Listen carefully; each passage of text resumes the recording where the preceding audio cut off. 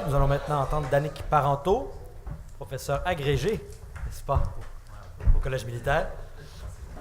Merci, Eric. Bonjour tout le monde. Donc, Danick Parenteau, je me présente.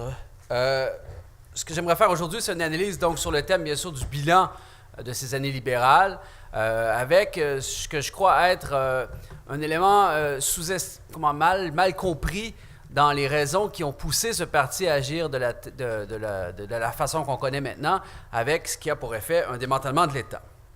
Le Parti libéral est le parti qui a le plus longtemps été au pouvoir depuis la Confédération, en plus de 75 ans sur 151 ans, plus de 25 mandats. Sans parti pris aucun, force est de reconnaître que le Québec moderne doit beaucoup à cette formation politique. Le PLQ a en effet grandement contribué au développement de l'appareil étatique de la province de Québec à partir des années 60. On lui doit notamment la fondation de la Caisse de dépôt et de placement en 65, avec Parizeau bien sûr, du ministère de l'Éducation en 64, avec Paul Gérin-Lajoie, avec les institutions qui en découlent, le cégep, les polyvalentes, la nationalisation complète de l'hydroélectricité sous la bannière d'Hydro-Québec, avec René Lévesque bien sûr. Il y a bien sûr eu avant eux l'Union nationale, avec notamment la fondation d'Hydro-Québec en 1944, dont les activités au départ étaient limitées uniquement à l'île de Montréal. On s'appelle également, on doit à Duplessis la production d'une déclaration de revenus unique, pas unique, en fait pour le Québec en 1947, ce qui a permis des entrées financières sans lesquelles l'État n'aurait pu se développer par la suite. On doit également à Daniel Johnson, père, la création d'un réseau des universités du Québec en 1968. On rappellera bien sûr en toute justice que le Parti québécois a également contribué à sa façon de construire le modèle québécois, avec notamment la loi sur l'assurance automobile en 1978 ou même plus récemment la création des CPE en 1997. Mais nul doute qu'il faut rendre justice au fait historique que le Parti libéral du Québec des années 60 a été, sinon, l'acteur clé au cœur de la construction étatique du Québec depuis plus d'un demi-siècle. Mais que reste-t-il de cette ambition politique en 2018? Visiblement, beaucoup d'eau a coulé sous les ponts depuis cette époque. Force est de reconnaître que l'on ne trouve plus rien, ou presque, de l'impulsion de cette formation en faveur d'un État national fort pour le Québec.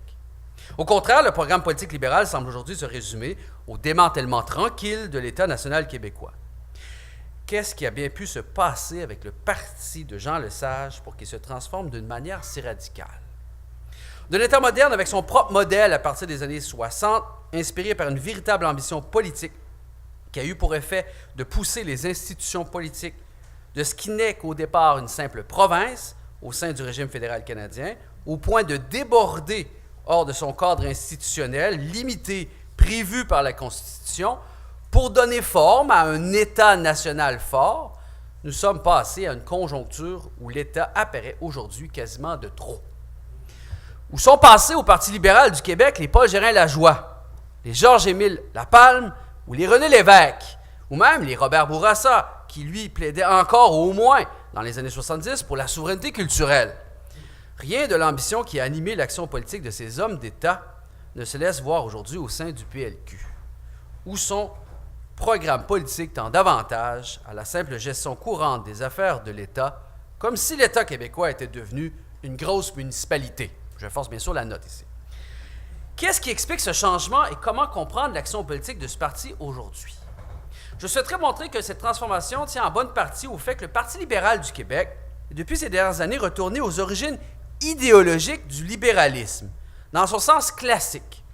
Dans sa forme classique, donc, l'idéologie libérale s'abreuve en effet d'une méfiance à l'égard des institutions politiques en général, puisqu'elles sont perçues comme une menace potentielle à la liberté individuelle. C'est ce qui, à mes yeux, permet d'expliquer le principal trait du programme politique libéral des dernières années. Les institutions étatiques et nationales sont perçues comme dans un jeu à somme nulle, où tout ce qui revient à l'État l'est nécessairement en le prenant en quelque sorte à l'individu, la manière la plus simple de sauvegarder les libertés individuelles et bien sûr de maintenir un État plus léger. Lorsqu'il est ici question du démantèlement tranquille de l'État, je n'entends pas simplement ce qui résulte des politiques d'austérité mises en place par ce parti sous l'impulsion notamment du néolibéralisme, sous Jean Charest, comme je l'ai très bien démontré, on se rappelle son projet de régénérer de l'État. Ce à quoi nous assistons depuis plus d'une décennie est, à mes yeux, plus que la simple application des préceptes de laisser-faire économique en matière de gestion des affaires de l'État. Pareillement, ce démantèlement de l'État ne saurait non plus s'expliquer uniquement par l'adhésion de cette formation au fédéralisme canadien, notamment sous une forme sans retenue avec l'actuel chef, Philippe Couillard. L'État national du Québec apparaîtra évidemment toujours trop gros pour celui qui souscrit à une conception d'un régime canadien fort pour celui qui est fortement attaché à l'identité canadienne. Ce qui se cache derrière ce programme de démantèlement de l'État national québécois est une volonté de réduire ce qui représentera toujours une forme de contrainte qu'il faut à tout prix contenir au nom de la liberté des individus. Donc, pour saisir ce qui s'est passé, j'aimerais d'abord situer le Parti libéral dans son évolution historique avec les grandes catégories politiques traditionnelles, donc de la science politique. D'abord, sur le plan du clivage gauche-droite, antagonisme politique le plus fondamental partout en Occident, le PLQ se distingue des autres partis libéraux provinciaux au Canada, à l'exception de la Colombie-Britannique, j'en reviendrai, lesquels logent tous au centre-centre-gauche. Chez nous, bien sûr, le Parti libéral est, depuis plusieurs années, tend davantage au centre-centre-droit, au moins, à tout le moins, depuis Claude Ryan, je dirais. Cette différence s'explique essentiellement en raison de l'importance du Parti québécois au sein du jeu politique québécois, un parti qui loge historiquement plus au centre-centre-gauche, ce qui a eu pour effet de pousser plus à droite le Parti libéral. On assiste à peu près le même phénomène en Colombie-Britannique où, sous l'influence du NPD, le Parti libéral s'est tassé plus à droite. Mais dans toutes les autres provinces canadiennes, le Parti libéral ou les partis libéraux logent plus au centre-centre-gauche. Ainsi, déjà campé un peu plus à droite à la fin des années 80, il est déjà plus sensible à l'appel du néolibéralisme qui se fait entendre partout en Occident à partir de cette époque, et lequel s'imposera partout la décennie suivante. Ce positionnement à droite, bien qu'il permette de bien saisir la nature du Parti libéral, ne permet pas à mes yeux d'expliquer complètement le programme politique de ce parti. Sur l'axe souverainiste-fédéraliste, maintenant, depuis la montée en puissance de l'option souverainiste à la fin des années 60, le PLQ s'est imposé comme la principale ou la plus puissante force politique fédéraliste. Sous Jean Lesage, alors que le projet indépendantiste qui avait été mis en veilleuse depuis les Patriotes est actualisé et émerge à nouveau, le Parti libéral du Québec aurait pu opter pour cette option. Bon, c'est difficile de s'imaginer aujourd'hui une telle chose, mais on se rappelle, René Lévesque avait proposé au congrès d'octobre 67 la motion de la souveraineté association. On connaît la suite, il a fondé le MMQ, le MSA, ensuite le Parti québécois. À l'époque, les jeux n'étaient pas encore faits. L'Union nationale aurait pu demeurer la principale force fédéraliste au Québec et le Parti libéral aurait pu embrasser l'option indépendantiste à cette époque. Encore là, c'est difficile aujourd'hui d'imaginer une telle chose, mais c'était à l'époque possible. L'adhésion à l'option fédéraliste limite bien sûr aujourd'hui l'horizon des possibles pour le Parti libéral du Québec, qui doit constamment justifier son action afin que celle-ci se conforme à l'ordre établi en matière constitutionnelle. Cela limite bien sûr drôlement la marge de manœuvre.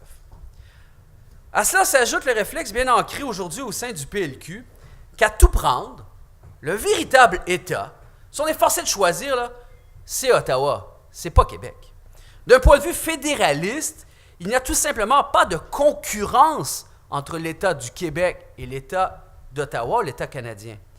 Comme se l'imaginent, bien sûr, nous, les souverainistes, il y a plutôt une complémentarité des deux États. Le véritable État, d'un point de vue des fonctions régaliennes de l'État, la défense nationale, les affaires étrangères, la sécurité, c'est Ottawa. Québec, en fonction de l'ordre constitutionnel établi depuis 1867, s'occupe des questions locales, s'occupe des questions touchant à la culture, mais le vrai État, c'est Ottawa. Donc, d'un point de vue libéral, à tout prendre, si on a à préserver, si on a à travailler, à renforcer un État, ce sera celui d'Ottawa et non pas celui de Québec. En ce sens, et en bonne partie en raison de son adhésion au statu quo constitutionnel, le Parti libéral est au fil du temps devenu, bien sûr, un parti du pouvoir. Ou plutôt le parti de pouvoir par excellence au Québec. En général, on fait une distinction entre les partis de pouvoir, ceux qui aspirent à prendre le pouvoir, ils ne sont pas trop regardants sur l'idéologie, alors que d'autres partis sont plus ancrés dans un projet politique plus fort, donc des partis d'idées. Bien sûr, un parti d'idées peut aspirer au pouvoir. C'est le cas, bien sûr, historiquement avec le Parti québécois, mais le Parti libéral appartient, bien sûr, à cette catégorie des partis de pouvoir. Le Parti libéral est donc le parti par excellence de l'establishment politique au Québec.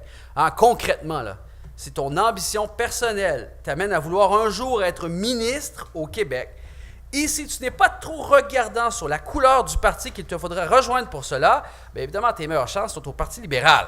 Il faut en parler au Dr Barrette, à Dominique Anglade ou à David Hurtel. Honnêtement, la voix... Pardon?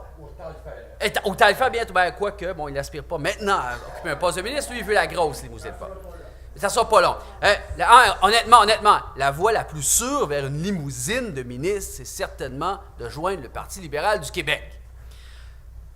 Mais le fait que nous ayons affaire à un parti qui loge au centre droit, à un parti fédéraliste, à un parti de pouvoir, ne saurait, à mes yeux, expliquer entièrement le fait que la principale réalisation politique du PLQ depuis ces 15 dernières années aura été de démanteler tranquillement l'État québécois. Il manque encore autre chose, je pense, pour saisir l'inspiration de ce programme. Le PLQ est, depuis le règne de Philippe Couillard, assurément retourné à une vision idéologique libérale, dans le sens classique ou philosophique du terme. Le libéralisme classique repose sur une valorisation de la liberté, celle portée naturellement par l'individu, dont il faut le moins possible venir entraver. La finalité ultime du politique est de tout mettre en œuvre afin de protéger cette liberté, y compris contre la menace que représente l'État lui-même. On voit ici toute l'importance qui revient dans cette perspective aux chartes de droits et libertés, œuvre législative ou politique suprême pour tout État libéral. En ce sens, la vision politique de Philippe Couillard est bien sûr très proche de celle d'un Trudeau père et fils. Bien plus que pouvait ne l'être celle de son prédécesseur Jean Charest, dont on se rappelle qu'il venait d'un filion conservateur, ou même d'un Robert Bourassa ou d'un Claude Ryan avant lui.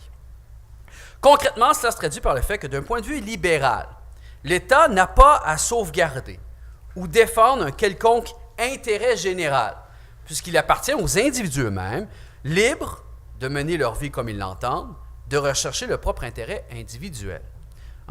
L'intérêt à l'égard, lorsque le néolibéralisme vient au Québec, le message en faveur du privé trouve déjà une source, une origine philosophique dans le principe libéral, donc de ces libertés individuelles.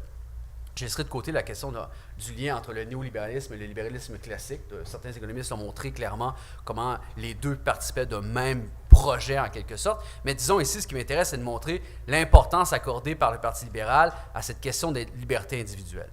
Donc, le rôle de l'État doit se limiter à rendre possible cette recherche de l'intérêt individuel en maintenant au sein de la société un climat ou un environnement favorable à cette recherche individuelle. Son rôle est celui d'un gestionnaire des affaires de l'État, institution au service des individus, et dans certains cas d'agir comme arbitre en cas de litige entre les individus. Il ne porte pas en lui la mission de veiller à l'expression des ambitions nationales d'un peuple. Il n'est pas la consécration institutionnelle de la volonté souveraine d'une nation. Il ne doit pas travailler à sauvegarder l'intérêt général ou le bien commun. Non, l'État doit être un simple gestionnaire des affaires courantes de la société sur un territoire donné sur lequel cohabitent des individus. D'un point de vue du libéralisme classique, cette liberté doit être sans limite. Je vais me risquer ici je vais me servir d'un épisode dans les vies politiques du chef Philippe Couillard pour illustrer cette idée. On ne peut pas déduire entièrement l'orientation idéologique d'un parti par une analyse psychologique de son chef. Je ne veux pas aller jusque-là, mais il y a un épisode qui, à mes yeux, illustre assez bien l'adhésion de Philippe Couillard à cette conception du politique, conception libérale du politique. On se rappelle en 2008, à l'été 2008, Philippe Couillard, qui est alors ministre de la Santé, va démissionner. Évidemment, c'est assez étonnant parce qu'à l'époque, il démissionne, on se rappelle très bien qu'il va accepter un poste dans une compagnie, dans un fonds d'investissement privé en santé, Persistence Capital Partners. Ça, c'est en 2008. On s'appelle, à l'époque, tout le débat tournait autour de la légalité de la démarche. En réalité, il n'y avait rien d'illégal là-dedans. En termes de loi, il ne contrevenait à aucune des lois qui existaient au Québec. Là, l'enjeu, c'était celui de l'éthique. Est-ce que c'était éthique? Écoutez, encore là, du point de vue moral, une personne peut gagner sa vie après la politique. Hein? Ça, c'était l'argument qui était employé par Philippe Couillard. Mais tout le problème pose ici sur le fait que, écoutez, n'importe qui a moindrement le sens de l'État, ou dit autrement, qui accepte l'idée selon laquelle entrer au service de l'État, en acceptant un poste électif, consiste à servir l'intérêt général aurait assurément attendu quelque peu avant d'accepter un poste au sein de ce fonds privé. Hein? Toute la question porte sur la conception que Philippe Couillard a du rôle de l'État.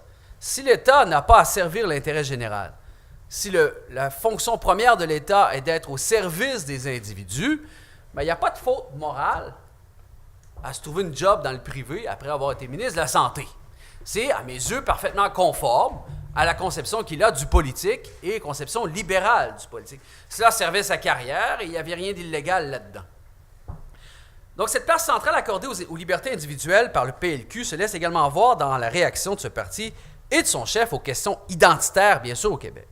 On souligne souvent que Couillard est le plus fédéraliste des premiers ministres que nous ayons connus, mais ce n'est pas, à mes yeux, son adhésion au nationalisme canadien qu'il se montre.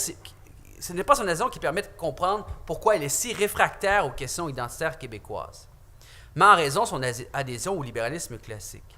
L'identité ne peut être qu'individuelle d'un point de vue libéral. Il n'y a pas de question identitaire autre que celle qu'un individu veut bien rechercher par lui-même. L'identité est une chose qui tient à une adhésion toujours individuelle. Toute identité collective ne serait toujours perçue autrement que sous la forme d'une contrainte imposée aux individus libres de définir eux-mêmes leur identité individuelle. Donc, pour conclure, je dirais qu'il y a un prix fort à payer à laisser au pouvoir un parti qui se refuse de voir dans l'État québécois le principal outil dont dispose le peuple québécois pour exprimer collectivement ce qu'il veut être comme peuple. Il y a un prix à payer au démantèlement tranquille de l'État. L'État du Québec n'est pas une institution comme les autres pour le peuple québécois, puisqu'elle est au cœur du développement de la nation québécoise depuis les années 60. Il est au cœur de la volonté, cette expression de la volonté collective des Québécois d'exister comme peuple et comme nation. C'est à travers lui, cette institution, que le peuple québécois est parvenu à consolider sa nouvelle identité dans les années 60. C'est à travers lui qu'il s'est donné les moyens de ses ambitions collectives, qui restent bien sûr à consolider tant que cet État ne se sera pas affranchi du lien fédéral. Si certains historiens ont pu souligner avec justesse le rôle capital joué par l'Église catholique dans la sauvegarde de l'identité canadienne-française à la suite de l'échec des Patriotes, je pense qu'il revient à l'État québécois un rôle semblable à notre époque. Le sort du peuple québécois est si intimement lié à celui du Québec, de l'État du Québec, que celui qui est soucieux du sort de la nation québécoise ne peut qu'avoir qu'un préjugé favorable à l'égard de cette institution. Dire cela, bien sûr, ce n'est pas appelé à l'immobilisme. Il y a tant de choses à changer au sein de l'État. Pensons seulement à son système d'éducation. Mais l'État lui-même, comme institution, doit être préservé, puisqu'il est l'outil institutionnel le plus puissant dont nous disposons collectivement. Par ailleurs, bien sûr, tout n'est pas dans l'État. Une bonne partie de la vitalité de la culture québécoise, par exemple, existe à l'extérieur des cadres fournis par l'État. Mais il n'empêche que cette institution est la seule qui a la capacité de traduire, sur le plan institutionnel et politique, la volonté d'un peuple tout entier. Négliger cette institution, c'est réduire la possibilité d'expression de cette volonté collective. Je m'arrête ici. Merci.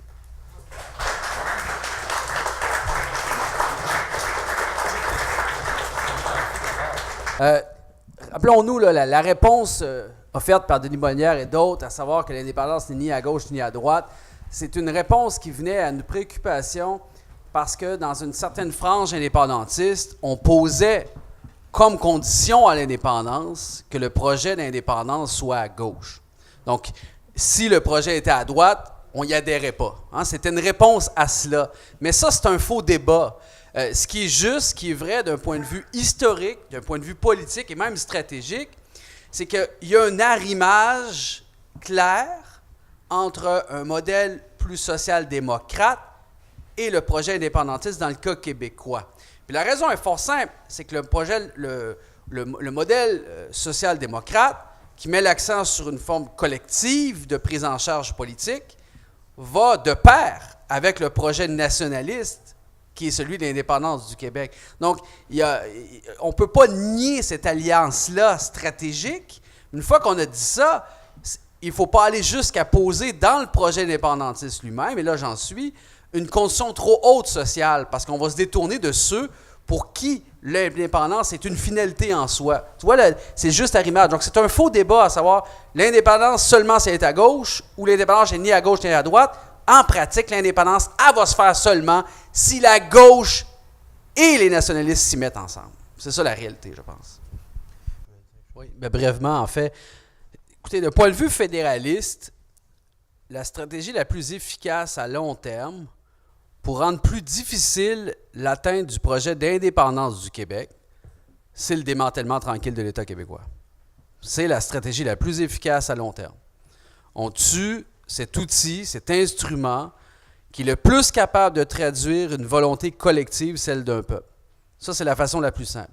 Bien sûr, on comprend que derrière l'action du Parti libéral ces dernières années, il y a plus que cela, il y a plus que ces stratégies anti-souverainistes.